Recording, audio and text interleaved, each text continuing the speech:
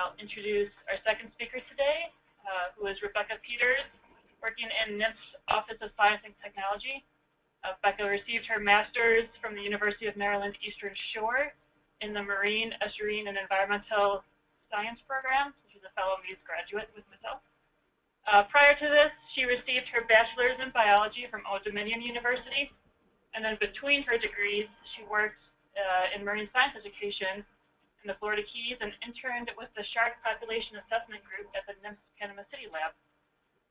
A fun fact about Becca is that she proved she had superpowers when, as a 4-year-old, she picked a fight with a pickup truck and didn't break a bone.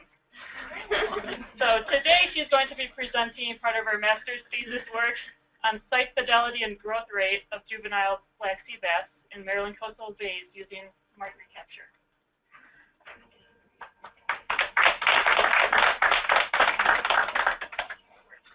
Hi everyone. So this is just part of my master's thesis research, which is really wanted to figure out habitat preference of juvenile black sea bass in a local estuary where I was studying. They're called Maryland coastal bays. So you guys might be wondering, what is black sea bass? Can you eat them? Have you eaten them? Probably. So they're marine fish. They're in the family Striatidae. They're true sea basses. They're related to groupers. So if you guys know what a grouper is, they're related to those. They're demersal species. They're associated with structured habitat throughout their range. They're considered a temperate reef fish. They're protogynous hermaphrodites, which I'll get into a little later what that means. They're widely distributed throughout their range. So you can find them along the whole Atlantic coast and also in the Gulf of Mexico. The Gulf of Mexico is actually technically a different subspecies than the other one. So due to this, they're managed separately. So there's Gulf of Mexico stock, the northern stock, and the southern stock. So that stock is separated on the Atlantic coast at the Cape Hatteras, North Carolina. So the northern stock is found from the Gulf of Maine. So as you can see here in this picture right here, to north of Cape Hatteras, North Carolina, and then below Cape Hatteras is the southern stock of black sea bass. And they're really separated like this because there's some genetic differences and also because of their life history traits. My study specifically focused on the northern stock of black sea bass. And one of the things, their life history traits that makes them different is the fact that they're actually seasonally migratory along the northern stock. So in the wintertime, you'll find them in offshore areas of the continental shelf, as you can see here. But then when waters begin to warm in the spring, they'll actually begin to migrate into inshore areas, and then they'll occupy structured habitats ranging from spring to the fall. And this depends really, they think, on water temperature. So they can move as early as sometimes February or maybe later into March. Then once waters begin to cool in the fall, they'll migrate back offshore to the areas of the outer continental shelf. And what's really interesting with black sea bass is they actually exhibit site fidelity. So when they move back inshore, they'll return to the same general area that they were originally found. And so once they're in that inshore area, the juveniles will actually begin to enter estuarine habitats throughout their range. One thing that's really important to note is that they're actually not estuarine dependent, so some of those juveniles will occupy the inshore areas like the adults are found at. And they'll be found around these areas from spring to fall in various structured habitats, seagrass beds, areas along the marsh edges, rock reefs, oyster reefs is a big important habitat, and then also any artificial habitat like wood pilings, bridge pilings. Yeah. When adult black sea bass are in the inshore area, they spawn, and they have a very prolonged spawning period that can occur from April to November, but it peaks in May and June. And then the larvae is pelagic, and they don't know much about this life stage, but they believe that it settles out in coastal areas, and then at about 13 to 24 millimeters in total length, those age-0 young of deer black sea bass will also begin to enter estuaries. There's been one study that has really investigated their growth rates while they're in estuarine habitats, and it was in a New Jersey coastal estuary, and they found they experienced high growth rates. This is estimated to be 0.45 millimeters per day when they're in this habitat. They also follow the same migratory route as the adults will migrate offshore and then back in. One question is, we don't know if they return back to their same estuaries they spent the previous summer in. We were going to look into that, completely failed, but that's okay. So they are commercially and recreationally harvested throughout their range, requiring them to be schedulally managed.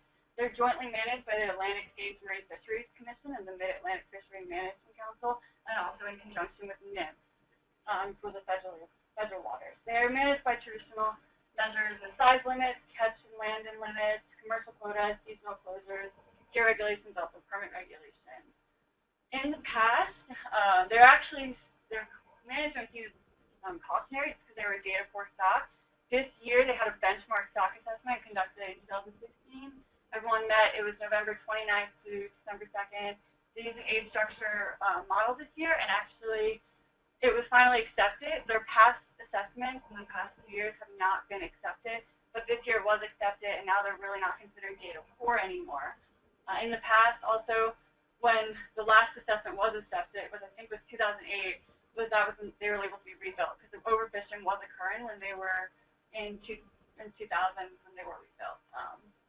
So when I first was doing my research, they were data poor, and there were certain reasons for this. And one of those reasons was because their life history trait and their reproductive trait, if they're being protogynous hermaphrodites. So this means they start out life all as females, and then over time, they realize, okay, we need males to reproduce, so some of them do transition into becoming males.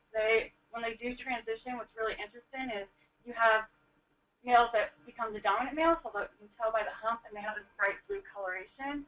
But then there's also what they call sneaker males, so males that look like females. And they didn't really know, you can't have the outward appearance to tell, oh, these are actually mature males. That makes it really difficult when you're estimating those ratios between females and males, and then why they were considered data poor, since that was fairly hard.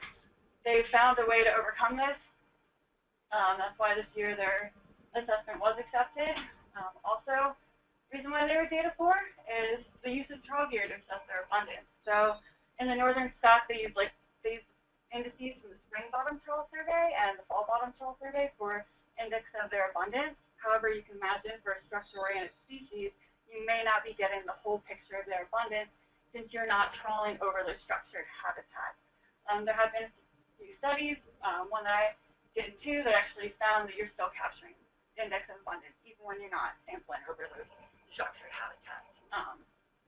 And then another reason why they're data poor, which is not why their stock assessment is considered data poor, but is another area where they have really large data gaps, is in their early life history information. As you can imagine, since they have a large range of distribution, there are many estuaries throughout their range where these juveniles can occur. But there's very little studies that are actually done on juvenile life history information in these estuaries, so they're unsure when they're in these areas, what are they using, how fast are they growing, and also does that change between estuaries. So it's really important information that we do need to gather in order to fully understand this population. So with all those uncertainties, there was a lot of research that was being done in order to improve their stock assessment. There was some doing offshore ventless trap surveys to create a new index of abundance for black sea bass, and they compared it to the trawl surveys to see if there were differences in the populations they were sampling. People at Rutgers universities were investigating what causes sex change. They really think it's a visual cue instead of a chemical cue. So once they realize there are no males in the population, females might begin to transition. And then at UMES, there was a whole lab that was working on various questions for black sea bass. They look at habitat suitability in Chesapeake Bay, doing some various diet studies, and also inshore fisheries work answering those questions. But even with all this work that is done, there is still more information that is needed. So with doing a literature search, we found only a few studies that really ranged in the type of information that was gathered from these on their habitat use and estuarine habitats. A lot of these ranged with only finding out they're present in these estuaries. And there's maybe one that has more detailed information looking at the temporal abundance, their growth rate, and also if they exhibit habitat fidelity while they're in these. But it was recognized that there's a lot of estuaries that still we still need information on them from, and one of those estuaries is the Maryland coastal bays, which you guys might be wondering, where are those? So as you can see here, that star is where we are in DC. If you just take 495 east, hop on Route 50 east, keep on driving right down to the coast and get into Ocean City, Maryland. These are the Maryland coastal bays right here, and it's a series of 5 bays, which is separated from the Atlantic coast by Assateague Island right here, and then Ocean City is this area up here. So that's where they are. These are characterized as coastal lagoons because they're fairly shallow habitats. So they have an average depth of about 1.2 meters. The salinity is close enough to seawater, except for in areas that are in the two main rivers and creeks that provide the freshwater input into the bays. And what's really interesting with this is this used to be more of a brackish estuary, except for there's a hurricane in 1933 that actually opened up the Ocean City Inlet right there, and then they maintained that inlet over time, and therefore it has really increased the salinity and changed the ecosystem in there. Yeah, the overall goal of my research, just because there was very little information on black sea bass in the coastal bays, was just to provide them more information on them. But I conducted various studies, and today I'm just going to be focusing on the habitat preference, but if you guys want to talk to me about any of these other studies afterwards, I analyzed the Maryland Department of Natural Resources trawl survey data just to gather some preliminary information on black sea bass, to look at their spatial and temporal patterns of abundance.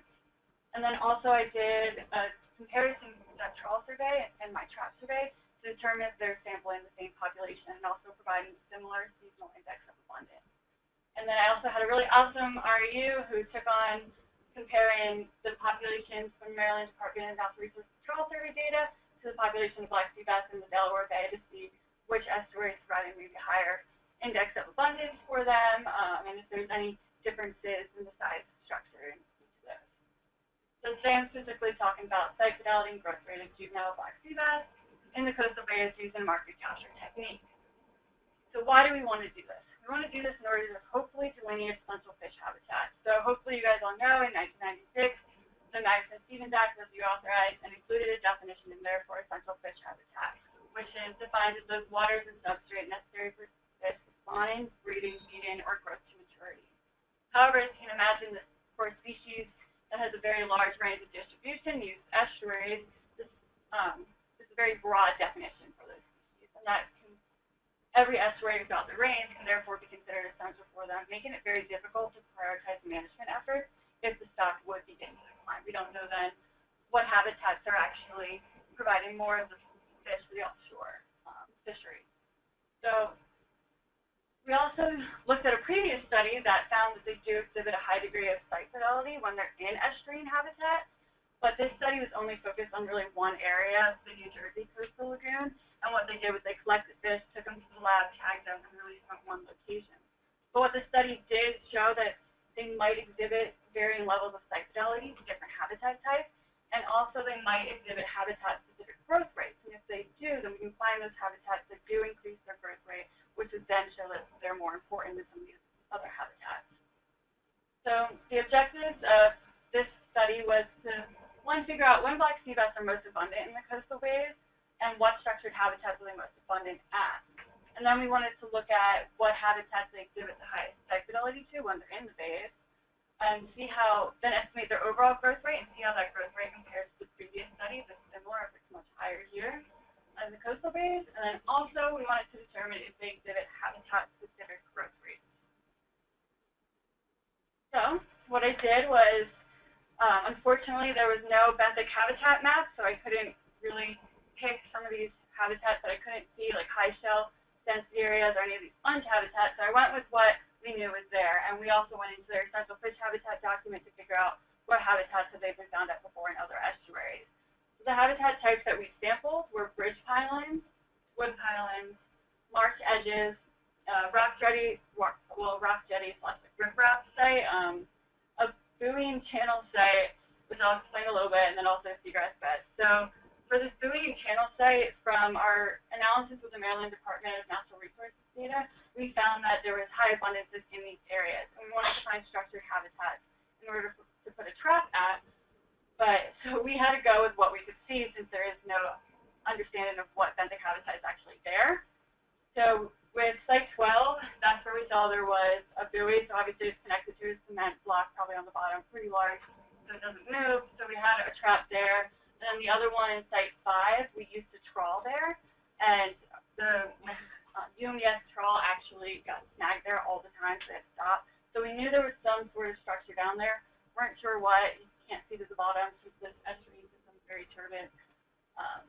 So we did have a trap there, but I will say, since that trap is right in a channel, it went missing both years, different times, but those years. So we actually had to forego that site in both years, but we did still try to get some information because it had a lot of fish in it. So what did I do with my field sampling? I used 36-inch double-chambered field traps in order to catch black sea bass. These were baited with bait squid each time that I did sample. These traps were set out starting as early as March, and in 2015 we sampled all the way until we saw the last sea bass, or until weather made us get off the water in December. And these traps were then checked weekly throughout that time. At each site, I took environmental variables readings just to see if any of those could help predict why they're at those sites, other than habitat type. Every time we checked the trap, we took the number of fish and recorded the number. Then we also took length readings for total length and standard length. And then we tagged each black sea bass using individually numbered tags, where once we recaptured them, then we could know what fish it was and estimate their growth rate then. I used two different tagging methods. In 2015, I tagged fish with external 3/4-inch external Floyd T-bar anchor tags. So the reason why we use these is they were recommended from other studies for monitoring of groupers and bullies. So we figured maybe they would be good tags to use, really easy, a quick shot into the dorsal muscle, and then they're on their way. However, we conducted a tag loss study in Aquaria and found that there was a fairly high tag loss rate. So we were worried that this was really biased in our numbers. So in 2016, we decided to use internal biomark 8mm pit tags in order to get into the smaller fish that I caught. And also we conducted a double tagging experiment because while I was doing the Aquaria study, I realized the black sea bass got fairly aggressive with each other and started attacking. So we're thinking maybe they were possibly pulling out those tags, so therefore causing our Aquaria tag loss rate to be fairly high. So I also tagged about 500 fish with the external Floyd tags for the double tagging experiment. So for the metrics that we used in order to look at habitat preference was we used test per unit effort as an index of abundance. And for this, we used it calculated as the number of black sea bass caught at each site divided by the number of days the trout was fishing. Then we also calculated recapture frequency, which was the number of fish recaptured divided by the number of tags at each site, and got a percentage. From that, we also calculated growth rate at each habitat type, and then also overall growth rate. And then one thing that we did was compare fish lengths among habitat types, because we wanted to determine if there were smaller and larger fish occurring at some of these habitat types. And this was really because some other work that we've done, we found that when we decomposed length frequencies, there was 3-year classes occurring in the bays. So there was age 0, age 1, and then also age 2 black sea bass that are used in round coastal bays. So the first thing we looked at is the catch per unit effort over the months. So you can see here, they're mostly abundant during the warmer months of the year, anytime from June to September. In 2015, it was pretty just nice curve, but then in 2016, you do see big increase in abundance. But then also after July, the abundance dramatically decreased. There's some reason for, possibly some reason for this, but I'll show after. I just show you some of the environmental factors over the month. So in 2015, which is the orange line, dissolved oxygen was what you expect of where it's higher in the spring months, and once summer hits, it drops a little bit, but not to fairly low levels. But here you can see in 2016, that drops fairly low, and starting in July, August, and September. And then temperature is fairly similar between years. You can see here that in March it was warmer in 2016 than it was in 2015. And also salinity does vary, mostly because of the amount of precipitation. Especially, we had a really big rainstorm in October of 2016. We got about 9 inches of rain. Went out sampling after that, and that's probably why it was really low salinity right there. But what we do see, as you can see here with the blue line, the catch per unit effort with a dramatic decrease, it also could be from the dramatic decrease in dissolved oxygen that you see here in 2016. So we're thinking that's possibly why there's this decrease. It could also be something with density dependence too. There could be more competition that's causing mortality, or just for them to move maybe offshore. Here, one thing that was interesting, in March 2015, we didn't catch any black sea bass, but in March 2016, we did start to see them that early, and that's most likely because of the warmer temperature here. Because we did another analysis for another part of my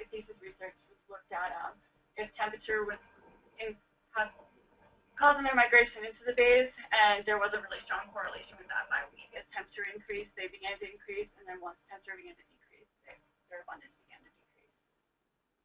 So now looking at recapture results, in 2015, so there's a lot less lower abundance, caught only 665 fish. In 2016, I caught and tagged 875.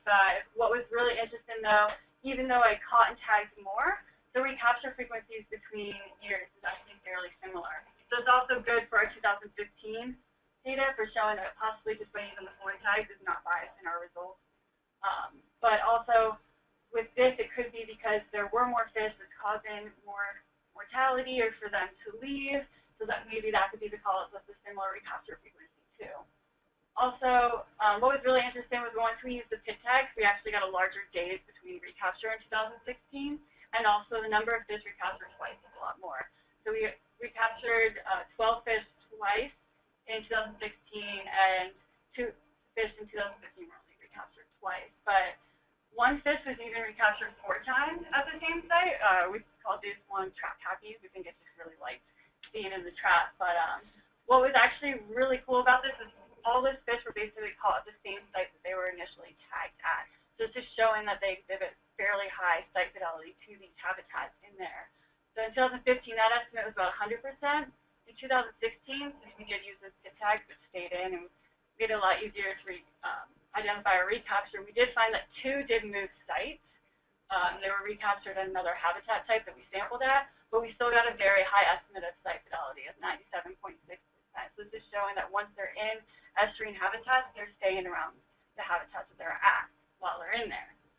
And then we estimated an overall growth rate in both years. So for 2015, it was estimated to be 0.39 millimeters per day. And then in 2016, it was estimated to be 0.27 millimeters per day. So as you can see, it's lower than 2015, which really could be due to that low dissolved oxygen that we saw. The next, looking at abundance at each habitat type, as you can see here, over both years, abundance is actually consistently high at the bridge piling and also the wood piling sites. Now you can see here, the buoy and channel site is fairly high in 2016, and this is mostly because Site 5 lasted until July. In 2015, Site 5 only lasted until June. And in 2016, that Site 5, the last time we actually pulled it up, unfortunately, we caught 160 fish just in one trap, all full of black sea bass. We were tagged about 50 of those, because we couldn't tag all of them. We were really hoping that we'd be able to get recaptures. Unfortunately, after that time, that trap went missing. Tried to put another trap in, it went missing again.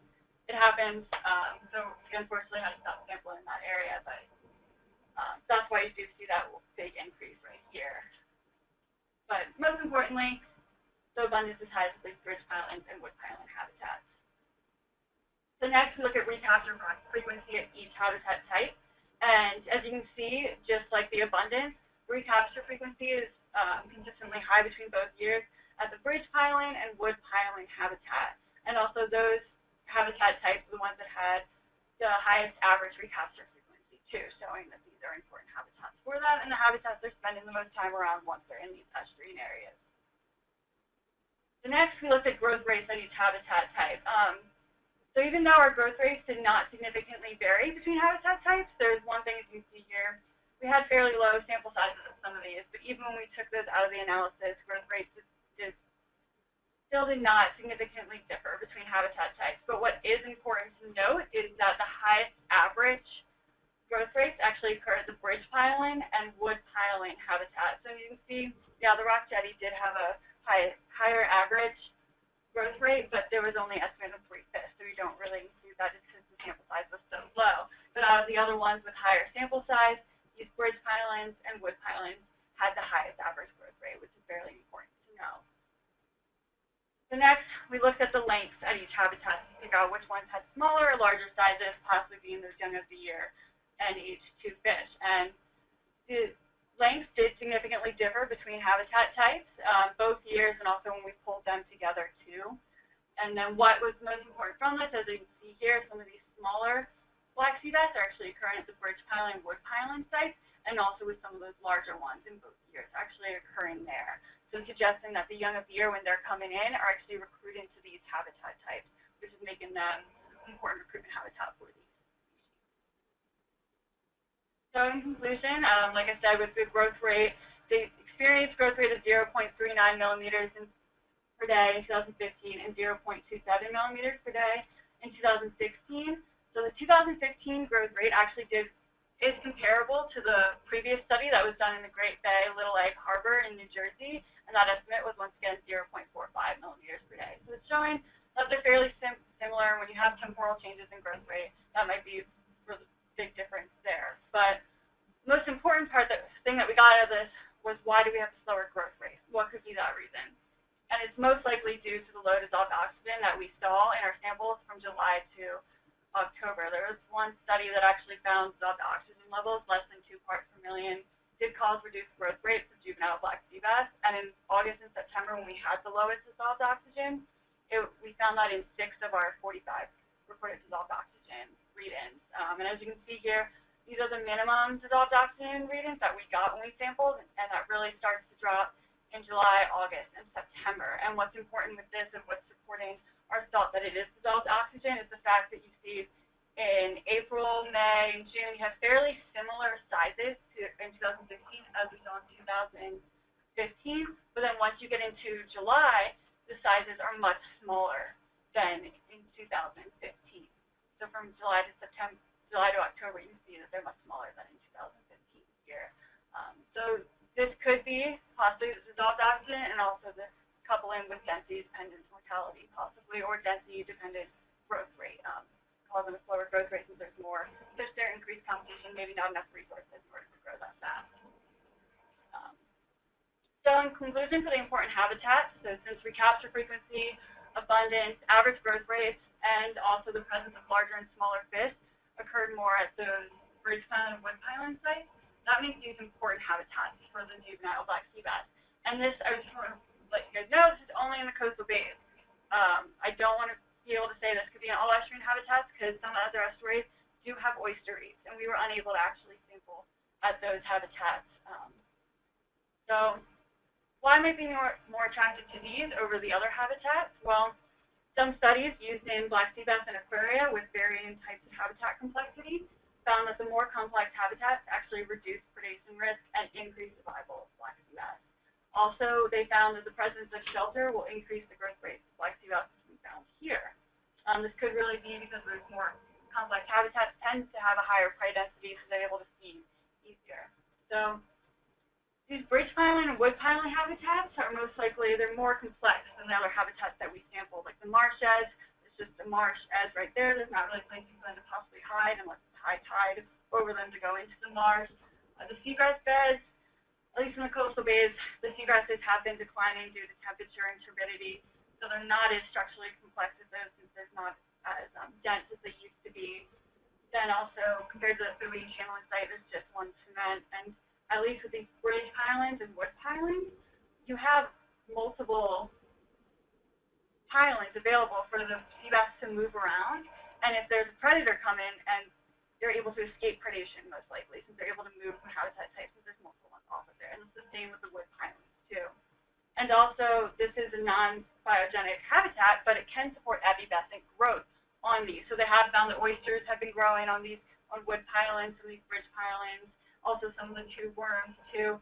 So this can actually provide some little areas for the black sea bass to hide and therefore reduce predator encounter and therefore increase survival. Also, like I said before, since more prey densities could be at these complex habitats, there could be easier for them to feed, and that's what's increasing their growth rates at these habitats too. So future work with this really laying the groundwork for possibly looking at how do they shape these habitats? What's the feeding ecology of black sea bass when they're in estuarine habitats? What are they eating? Is there prey at these areas?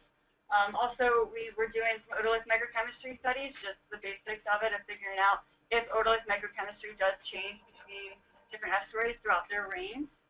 And also, one of the most important things that would be needed in order to improve this study is the creation of a benthic habitat map for the Maryland coastal bays, because we're unsure where the high shell areas are. Also, there's sponge habitat in there that we know about, but we just don't know exactly where it is. And if we had that, we would be able to then, therefore, compare some of our estimates that we got for growth rates and site fidelity to some of the more natural habitats that are more complex natural habitats. And also, it'd be really important to conduct similar studies in other estuaries, since especially in the mid-Atlantic and Northeast, a lot of the estuaries vary temporally in terms of salinity, temperatures, is all documented, yes. And also with some of the habitat types. The Chesapeake Bay does still have some oysters. Unfortunately, the coastal bays, our oyster population is pretty much decimated. They're starting to aquaculture them now, but that's really just the beginning. We don't have that much oysteries left there. So, acknowledge my funding sources as part of the NSF CREST program. Really long name, you guys can read that right there. I was also partially supported by the NOAA Community Resources Cooperative Science Center. I really want to thank my advisor for helping me support my work.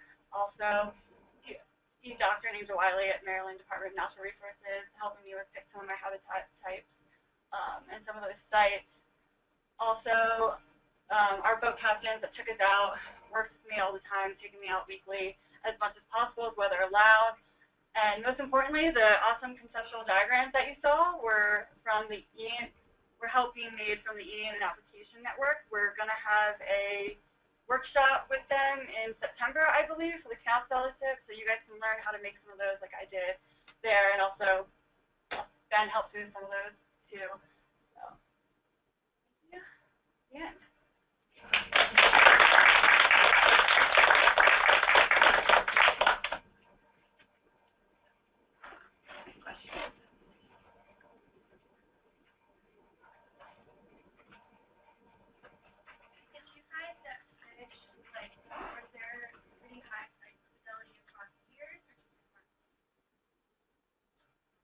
So we couldn't look at it seasonally just because of the amount of fish that we did recapture wasn't just in one season, I guess, if that's what you're asking.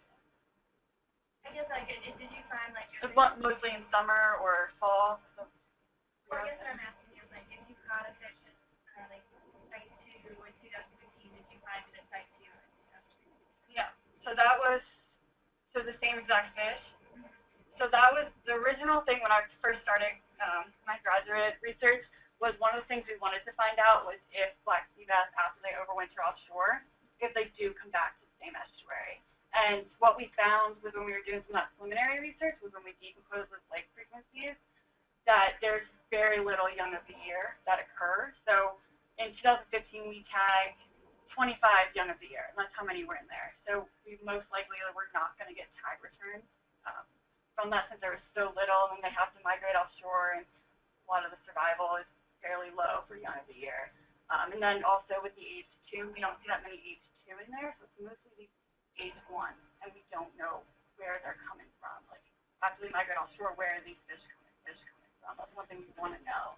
We had some ideas from my REU doing some of his work in the spring in the Delaware Bay. They actually find a really high catch rate of the smaller fish that we see, that they don't then see that in the summer. We see the big increase in the like age 1s or young of the year in the summer. So we're thinking maybe when they migrate offshore, maybe they're going to another estuary like that. In the spring, those numbers are fairly high. I don't know if I have put some extra slides in, but I don't think I have that in there.